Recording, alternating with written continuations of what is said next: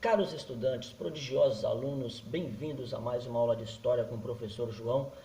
Paz e bem para todo mundo. Hoje nós vamos falar sobre o fim do socialismo real e os desafios do mundo globalizado. E a gente começa com a visita de Obama a Cuba em 2016 e o seu discurso, e a frase emblemática de abertura do discurso, onde ele dizia: "Hello, companheiros, vim para cá para enterrar o último resquício da Guerra Fria nas Américas." Era uma alusão ao fato de que Estados Unidos e Cuba, duas nações americanas, tiveram lados opostos durante a Guerra Fria, porque Cuba se aliou à União Soviética Socialista e os Estados Unidos encabeçava aí o bloco capitalista. Isso acabou deixando os dois em lados opostos e por muitos anos Estados Unidos e Cuba não mantiveram nenhuma relação e um país não tinha um líder de Estado, um chefe de Estado visitando o outro até por muitos anos, né? Em 2016, então Obama quebra isso e acaba visitando Cuba, iniciando aí um processo de reaproximação. Vamos ver como é que isso se dá ao longo do tempo, tá? Crise, a gente começa falando então da crise da União Soviética. A Revolução de 1917 coloca a União Soviética como o primeiro país, né, implanta na Rússia o primeiro Estado socialista da história. Tá? E isso, por um tempo, né, essa centralização do poder político, econômico na mão do Estado, por um tempo deu certo, a Rússia cresceu, se desenvolveu, né? Mas lá pelos anos 80, né, a partir da década de 70, 80, começa a dar um sinal de desgaste. Né? Também até porque a Guerra Fria estava tomando muito dinheiro do Estado, tendo que investir em guerra, em materiais bélicos. Né? Manter uma máquina de guerra é bem caro. E a União Soviética, naquele processo de Guerra Fria com os Estados Unidos, eles tiveram que fazer essa corrida armamentista aí, corrida espacial. Então se gastava muito dinheiro aí tentando medir forças um com o outro. Então começa a dar sinal de desgaste. O Mikhail Gorbachev, então, eleito secretário do Partido Comunista em 1985, começa a implantar algumas medidas aí de reabertura, gradual, mas era uma reabertura. E aí a gente percebe que duas medidas dele foram muito importantes, a perestroika e a glasnost. A perestroika era um plano de reestruturação econômica. Por meio dele, o governo soviético, né, incentivava a produção de bens de consumo e também concedeu alguma liberdade econômica. As pessoas já podiam aí voltar a fazer de forma livre, né, alguma atividade econômica, porque antes estava tudo na mão do governo, tudo centralizado no Estado. E a glasnost era um plano de reestruturação, era um plano de transparência ou abertura política, e por esse plano garantia-se a liberdade de expressão, que até então não havia aí no Estado soviético. Ok? Bom, e isso, claro, não passa batido, isso, é claro, acaba reverberando nos países, como a gente viu durante a Guerra Fria, havia o bloco socialista e o bloco capitalista. E muitos países aí socialistas que estavam aí, digamos, sob a batuta da União Soviética, a União Soviética era a líder desse bloco, começa a sentir os efeitos dessas mudanças que estavam acontecendo, né, no país líder. E aí vem um colapso, então, né, desse bloco socialista aí. O Pacto de Varsóvia é desfeito e a Guerra Fria também chega ao fim. Se a Guerra Fria era algo voltado, dividindo o mundo em um bloco socialista e um bloco capitalista, não fazia mais sentido, né, essa expressão Guerra Fria, uma vez que a União Soviética, líder do socialismo, estava dando sinais de abertura para o capitalismo. E aí nós chegamos à Alemanha.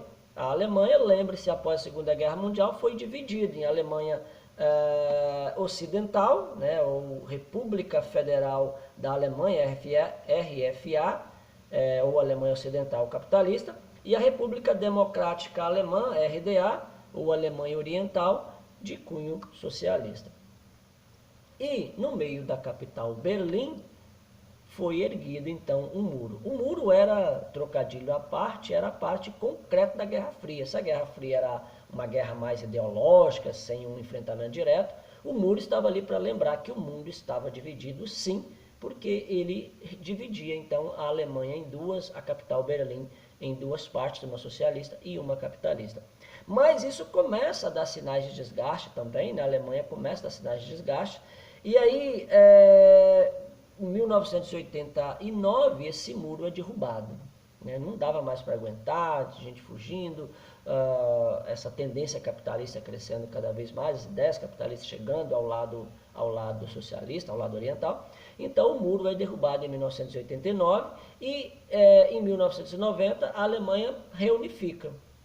Nesse primeiro momento a Alemanha acaba enfrentando alguns problemas, porque embora fosse a mesma nação, o mesmo povo, mas havia ali uma divisão de poder político, né, ou de governo, né, de sistemas de governo, e é claro que um lado estava diferente do outro, melhor ou pior, mas estava diferente. Então essa reunificação acabou gerando alguns conflitos ali, algumas tensões e tal, mas ela rapidamente foi debelada e a Alemanha, então, reunificada, começa a crescer economicamente e hoje é um dos países mais desenvolvidos da Europa e, quiçá, do planeta. Né? A senhora Angela Merkel, como presidente, tem feito um bom trabalho, a Alemanha tem se desenvolvido economicamente, tecnicamente falando, tecnologicamente falando, então a Alemanha hoje está muito bem, obrigado. Outro país que segue essa mesma toada foi a Polônia, né? A Polônia foi colocada na órbita soviética após a Segunda Guerra Mundial. E até os anos 70 estava bem, né? Mas a partir daí também começa a dar sinais de desgastes, e aí há uma tentativa de reabertura, porque quando a gente fala de socialismo, a gente está falando de um sistema político e econômico centralizado na mão do Estado. E aí a liberdade também é cerceada, tá? É uma ditadura comunista, por que não? E aí a busca por liberdade, né, na Polônia se dá através do Sindicato Solidariedade, que é primeiro movimento de operários, primeiro movimento de trabalhadores, né, liderado por Lech Walesa, que começa porque até então, né, nenhum sindicato tentava aí fazer alguma coisa em busca de liberdade, greve, como foi o caso do Sindicato Solidariedade.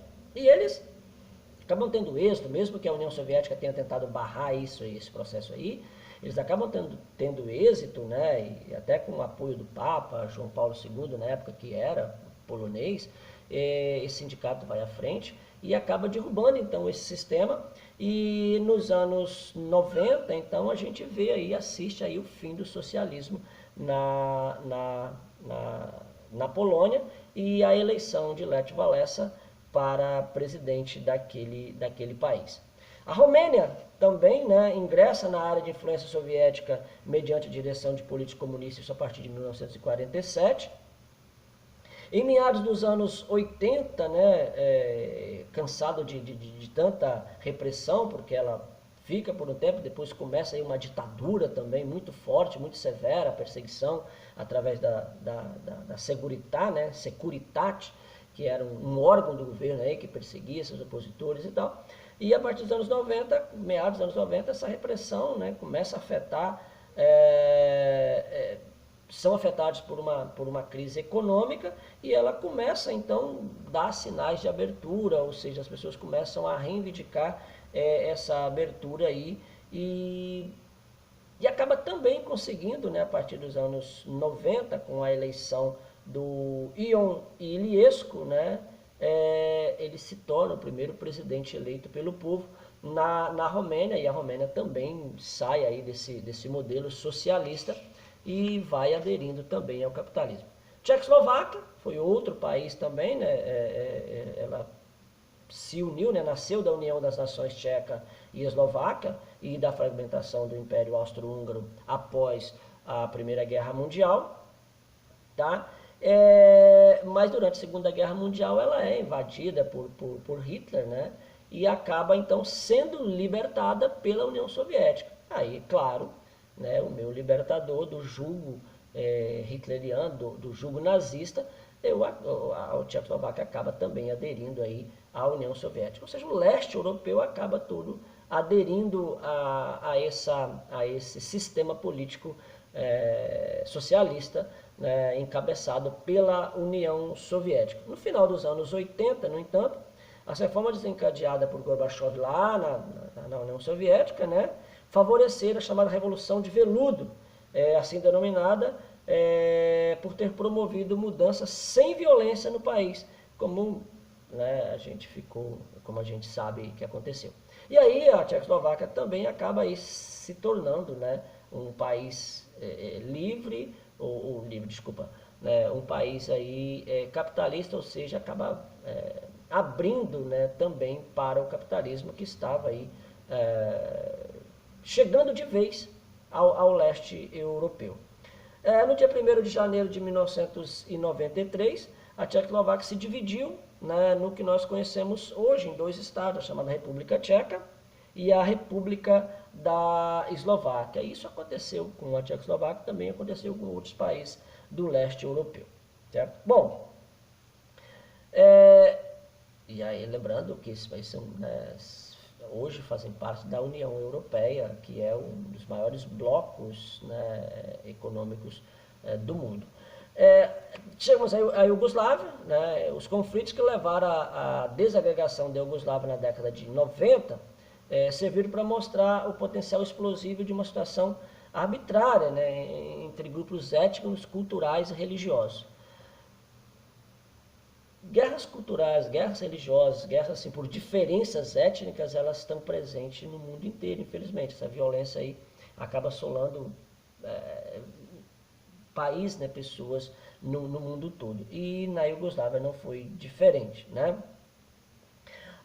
Tivemos a Guerra da Bósnia, né, a chamada Bósnia-Herzegovina. Ela se formou com a união de territórios da população majoritariamente islâmica, que antes integrava a Sérvia e a Croácia. E nesse território conviviam minorias sérvias, né, mais adaptadas à Igreja Ortodoxa, e outros croatas, seguidores do catolicismo romano, e o bósnios convertido ao Islã. Então nós tínhamos um caldeirão cultural, étnico, religioso ali, que acabou gerando um dos conflitos, né, bastante sangrentos do leste europeu, que foi a chamada Guerra da Bósnia. Inicialmente, os sérvios conquistaram muitas vitórias e promoveram nos territórios por eles controlados a chamada limpeza étnica, ou seja, se você não é sérvio, vai ser morto, né?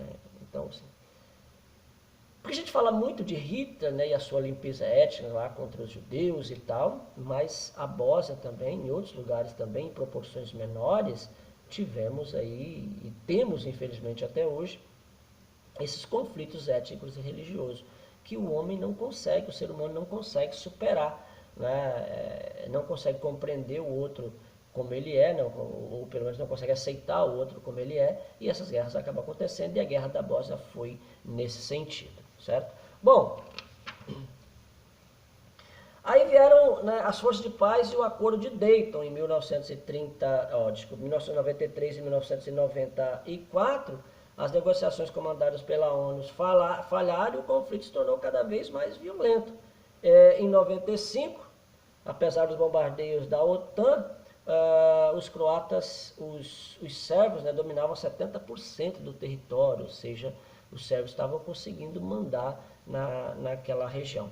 Em 95, na cidade americana de Dayton, no estado de Ohio, foi firmado então um acordo proposto pelos Estados Unidos que estabelecia a manutenção do Estado da Bósnia. E aí, né, o governo seria exercido por representantes de todos os grupos étnicos do país, e mesmo não agradando totalmente aos envolvidos no conflito, o acordo encerrou a guerra, que deixou aí cerca de 100 mil mortos e milhões de refugiados, né? Bom, isso é um pouco do que aconteceu no leste europeu, né? Isso é um pouco do que aconteceu no leste europeu. Espero que vocês tenham gostado, né, da aula, tenham compreendido um pouco do que foi esse desencadear dessas reformas aí que botou em colapso e representou o fim do socialismo.